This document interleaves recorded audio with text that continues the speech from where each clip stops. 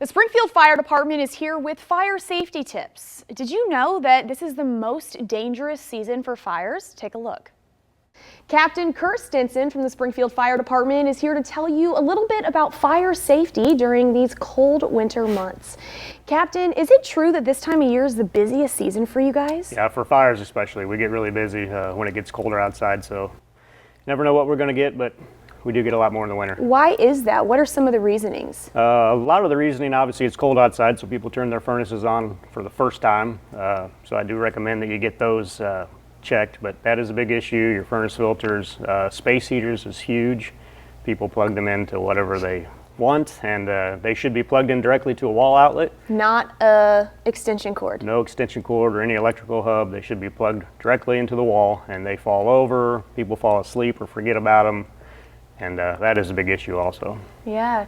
And then are there any ways to prevent some of these fires from happening? I would say just be more safe, which sounds kind of dumb, but it is. No, it's pretty straightforward though. I mean, there's very simple things we can do to make sure fires don't happen. Yes, just like I mentioned about the space heaters, make sure everything's not overloading your electrical outlets in your house. You can check your chimney flues.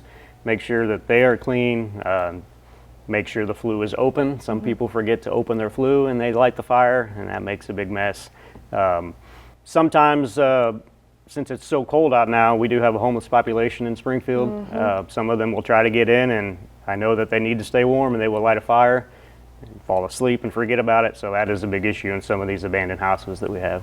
So what are some things, I know you probably didn't prepare for this question, but what are some things that maybe, landlords can do for some of these houses that are vacant to ensure that the homeless can't get in there and start these fires? They do as good as they can. A lot of the abandoned houses are boarded up, so they can't get in there, but if you're really cold and desperate, they still try to get in there. And some of the landlords do come around and check their properties, but some of them have a lot, so it's hard for them, and people can still get in them. Can people report? Yes. Like neighbors, if they see something, just to stop before it happens? And we do get a lot of calls like that. Somebody's inside, they're cooking, or they saw a small fire. They'll call the fire department or police, and we usually will go by and take a look.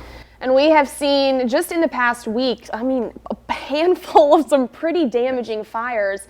And you guys, I'll put some images up on the screen so you guys can see.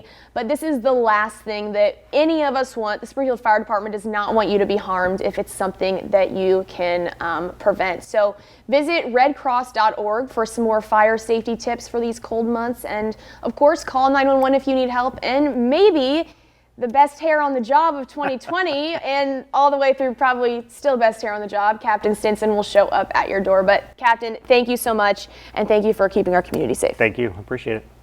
Thank you for watching. Make sure you subscribe to our YouTube channel and watch more videos from News Channel 20.